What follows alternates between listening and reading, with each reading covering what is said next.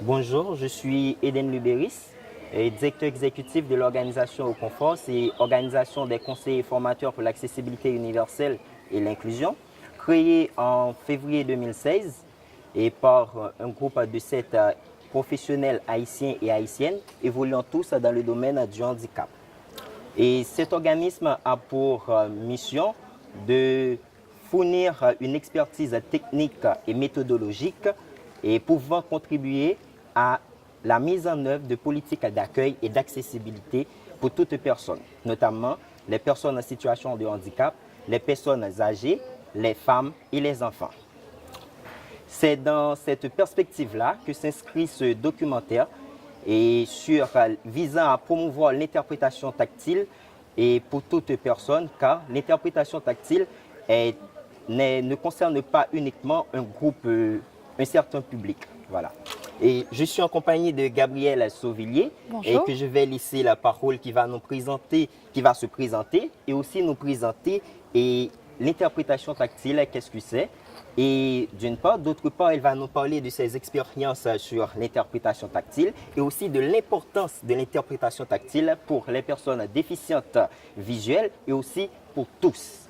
Et que ce soit dans le milieu éducatif, école, ou dans le milieu culturel, musée. D'accord? Merci. Merci. Bonjour. Alors, je suis à l'origine professeure de lettres, de français, et depuis 3 ans, je m'occupe de l'inclusion scolaire d'élèves aveugles et malvoyants qui sont scolarisés en milieu ordinaire au Collège Buffon à Paris.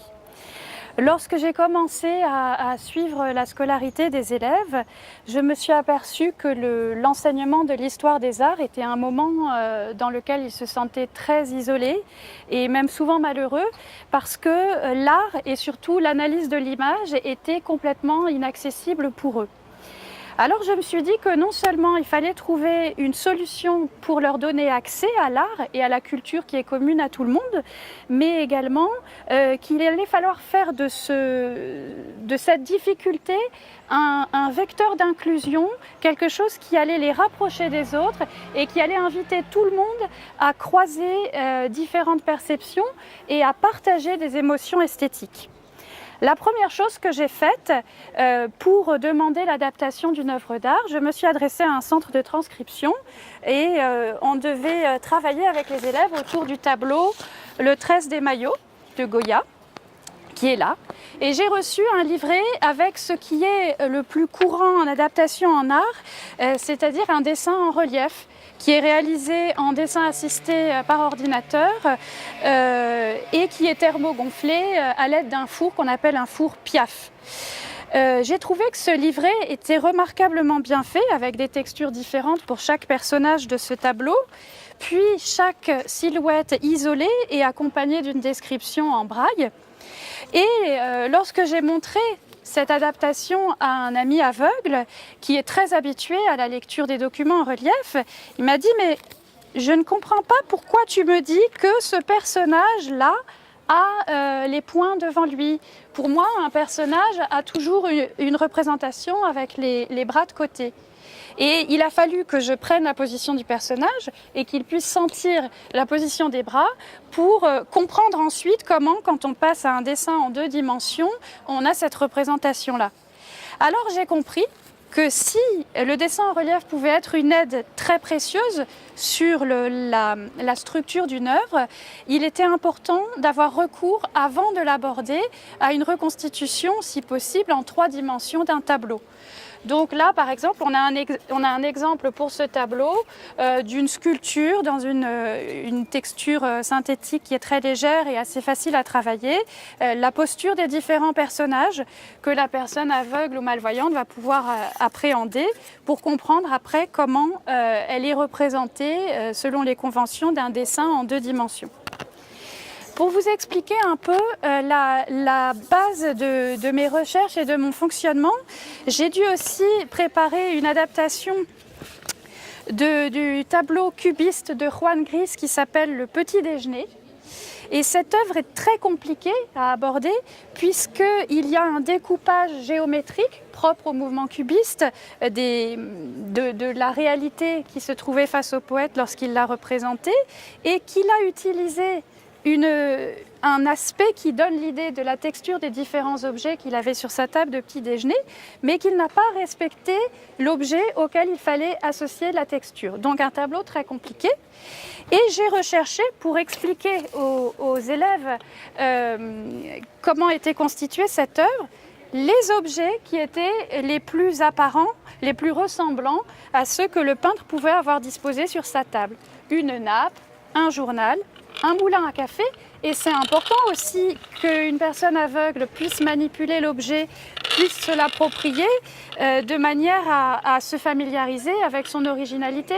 Pour un voyant, c'est quelque chose d'assez ordinaire, mais pour quelqu'un qui n'a jamais vu, c'est beaucoup plus abstrait.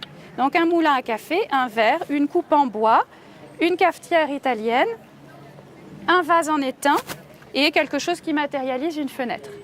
Alors, deuxième étape, pour glisser des 3 dimensions vers une représentation en 2 dimensions, j'ai couché les objets sur la table de la même manière que le peintre les a couchés sur sa toile.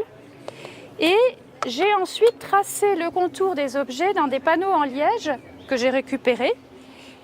Et j'ai ensuite sculpté, vous voyez en creux dans ces panneaux en liège, la forme de chaque objet pour que la personne puisse appréhender vraiment la position des objets les uns par rapport aux autres, puis que la personne puisse les retirer afin de se familiariser avec la forme laissée en creux par les objets, puis par la forme stylisée de l'objet qui a été découpé et donc tel qu'il est représenté en 2 dimensions. Et c'était assez riche d'enseignements puisque la première personne aveugle qui a découvert par exemple ce vase m'a dit « Ah bah ça, j'aurais pensé que c'était un poisson ». Donc ce qui nous paraît évident dans le contour classique d'un objet ne l'est pas du tout pour quelqu'un qui ne voit pas ou peu ou autrement. Alors voilà pour ce tableau. Pour d'autres œuvres, je vais trouver d'autres techniques d'approche parce que selon les objectifs pédagogiques de l'enseignant ou selon les émotions que j'ai envie de transmettre, la technique utilisée ne pourra pas forcément être la même.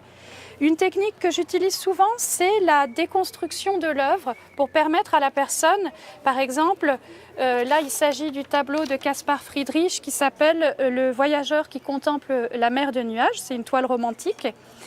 Donc j'ai repris chaque plan du paysage, chaque dessin de montagne que j'ai isolé, dont la personne peut appréhender les contours, avec par exemple ce plan qui est très important, avec des lignes qui convergent vers le personnage qui est au centre du tableau et qui nous plonge dans son regard de voyageur qui contemple l'horizon. Et pour ce tableau, j'ai cherché des textures qui soient parlantes. Alors, il y a une toile émery ici, qui est très rugueuse au premier plan parce qu'il est net, et qui va être de moins en moins rugueuse à mesure qu'on s'éloigne vers l'arrière-plan pour matérialiser sur le plan tactile la notion de netteté et de flou. Et à l'horizon, on a vraiment un coton très doux qui suggère la douceur du ciel. Entre ces différents plans, on a un contraste très fort entre la douceur de cette laine effilée qui représente les nuages et la rugosité de la roche de la montagne. Et j'ai eu des remarques très encourageantes de personnes aveugles qui m'ont dit que vraiment on ressentait dans ce contraste une émotion tactile très forte. Pour un autre tableau extrêmement compliqué, qui est aussi un tableau romantique, il s'agit de La liberté guidant le peuple de Jeanne Delacroix, que vous avez là. J'ai également déconstruit les plans, même s'il n'y a pas vraiment de plan. Disons que j'ai isolé chaque personnage du tableau. Alors, le principe, c'est souvent que pour aborder une œuvre, on va commencer par la vider de tous ses éléments, pour la construire ensemble avec l'élève ou avec la personne déficiente visuelle. Mais ce travail peut se faire en classe entière avec les élèves voyants ou les élèves porteurs d'autres types de handicap, bien sûr, et ça va être très intéressant de leur permettre d'observer des détails qu'ils n'avaient pas forcément remarqués à travers les reproductions de l'œuvre. Donc là, on a l'arrière-plan, la silhouette de la ville de Paris avec une fumée de poudre de fusil qui est mobile. À l'arrière-plan également, une foule d'insurgés qui approchent. Donc là, la représentation sur le carton plume est très schématique parce que ce n'est pas ce qui est important dans le tableau. Puis, les personnages approchent pas à pas avec des textures qui sont très évocatrices des différents éléments qui constituent leur costume. Évidemment, on prend le temps avec la personne qui découvre l'interprétation tactile de lui faire apprécier les formes, les matières, de poser des questions. On lui explique ce qui est représenté sur l'interprétation tactile et on invite cette personne à reconstituer le tableau progressivement pour, à la fin, l'avoir dans sa représentation globale. Et ça permet vraiment à une personne qui ne voit pas de pouvoir interroger une personne qui l'accompagne sur ce qu'elle voit, de pouvoir aussi proposer des interprétations de l'œuvre, des pistes d'analyse, et ça donne lieu à un vrai échange. Et pour cette raison, je tiens à ce que les interprétations tactiles, même si elles sont réalisées avec peu de moyens, parce que je tiens à ce que ce soit vraiment transférable et adaptable par tout le monde, je tiens à ce que ce soit quand même esthétique pour ne pas isoler davantage la personne déficiente visuelle avec son adaptation et pour que ça suscite aussi la curiosité des personnes qui s'intéressent à l'analyse de l'œuvre en question. Ici, on a un tableau de Norman Rockwell qui s'appelle le triple autoportrait et qui est complexe parce que dans un autoportrait, normalement, le peintre se représente de face et là, Rockwell se représente de dos dans une mise en scène pleine de bazar dans laquelle il se regarde dans un miroir de manière à se peindre. Donc ce qu'on voit, c'est un tableau qui est en train de se faire, il est en relief, c'est tactile. Ici, on a un miroir avec le reflet du peintre que j'ai matérialisé avec des textures qui sont les mêmes que celles de la petite statuette que j'ai modelée, de façon à expliquer le principe de regard, le principe de miroir, de reflet, et aussi tout ce qui est intéressant dans la construction de cette œuvre, avec le bazar de l'atelier de l'artiste, qui suscite bien sûr beaucoup de questions et de remarques de la part des personnes qui l'observent. Une autre technique, ici on a un fragment du mur de Berlin qui a été peint par Birgit Kinder en 1990 et qui représente une Trabant, une voiture emblématique de l'Europe de l'Est qui semble traverser le mur. Alors c'est une fresque au départ et d'un côté on a cette voiture, l'avant de la voiture qui paraît avoir transpercé le mur, et de l'autre côté du mur il y a une autre fresque qui représente l'envers de la voiture. Alors, la technique utilisée ici, c'est de la sculpture dans du plâtre sur laquelle j'ai appliqué une peinture tactile que je mets au point. C'est de la peinture acrylique dans laquelle je glisse un mortier qui permet d'avoir différentes textures. Par exemple, pour le pare-brise, il y a une texture ponce qui est très rugueuse, alors que la silhouette du conducteur et l'image du rétroviseur est lisse. Donc on perçoit vraiment les différents éléments, non seulement parce qu'ils sont sculptés, mais également parce qu'il y a une signification dans les textures de la peinture. Je vous présente une dernière œuvre que j'ai adaptée. C'est une photographie d'Henri Cartier-Bresson de 1932 qui s'appelle « Derrière la gare Saint-Lazare ». Et là, j'ai associé deux techniques différentes. Celle de la maquette qui reconstitue en 3 dimensions le décor que l'on trouve sur la photo, de façon à vraiment comprendre la disposition des personnages, du voyageur pressé qui court à travers un chantier, et ensuite pour expliquer la notion des reflets qu'on peut voir dans cette œuvre de tous les éléments qui trouvent un double et produisent une image vraiment onirique dans laquelle chaque chose est reconstituée grâce à une grande flaque qui a l'aspect d'un miroir.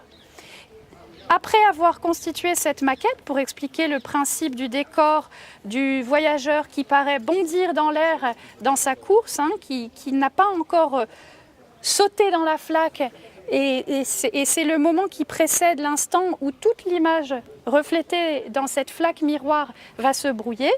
Après avoir reconstitué cette maquette, j'ai réalisé en dessin assisté par ordinateur 6 planches de dessin en relief qui permettent d'expliquer à la personne non-voyante le principe du décor qui est représenté, des personnages et de ce qu'ils font dans cette photographie. Ensuite, des notions comme la notion de reflet qui permet à travers un axe de symétrie d'avoir une même image inversée. Et ça permet aussi le dessin en relief d'amener progressivement différentes notions. Ici, par exemple, je ne vous montrerai pas les 6 planches, mais on a uniquement l'image éphémère de tout ce qui est reflété dans cette flaque et qui va disparaître au moment où le voyageur pressé va rebondir dans cette flaque. Voilà, donc je vous ai donné un bref aperçu de la variété des approches que j'essaie de mettre au point et qui sont en constante évolution pour favoriser le partage de l'art et des émotions esthétiques, non seulement avec mes élèves, puisque c'est le but premier, mais avec toutes les personnes déficientes visuelles qui souhaitent aborder ça. Alors au cours d'une exposition que j'ai pu faire, j'ai également reçu des élèves porteurs d'autres troubles, des élèves atteints de troubles des fonctions cognitives, des élèves qui avaient un trouble autistique, et ça a été extrêmement riche d'échanges, des élèves qui avaient des troubles du comportement, et ça leur a permis vraiment de pouvoir s'approprier une œuvre, de la toucher, de la déconstruire, de jouer avec, et ce qu'ils entendaient dire de l'œuvre au moment où ils la manipulaient, manifestement ça les aidait beaucoup, parce qu'ils étaient capables après cette exploration de restituer des choses intéressantes sur ce qu'ils avaient perçu. Alors à la demande d'Eden Lubéris et de ses amis de l'organisme Au Confort, j'ai réalisé une interprétation tactile qui va voyager jusqu'en Haïti. C'est le drapeau haïtien qui m'a donné beaucoup de fil à retordre, parce que je crois que c'est un des drapeaux au monde qui comporte le plus d'éléments très riches en symboles. Je l'ai réalisé léger, de manière à ce qu'il puisse voyager, et vous pourrez bientôt découvrir par vous-même, en l'explorant, en le touchant, en le caressant, tous les éléments dont il est constitué. Voilà. Nous vous remercions, Gabrielle. C'était une présentation vraiment enrichissante et très riche, et que vous nous avez présenté différents types de techniques et c'est aussi une façon d'adapter les œuvres par rapport non seulement au type de personnes, mais aussi à ce qu'on veut montrer par rapport à l'œuvre. Et ça, c'est quelque chose de très enrichissant, et je pense qu'il peut-être qu'on peut essayer de développer en Haïti dans le cadre de ce travail-là. Et est-ce que vous avez un message particulier et relatif à l'interprétation tactile à adresser aux populations haïtiennes? Oui, bien sûr.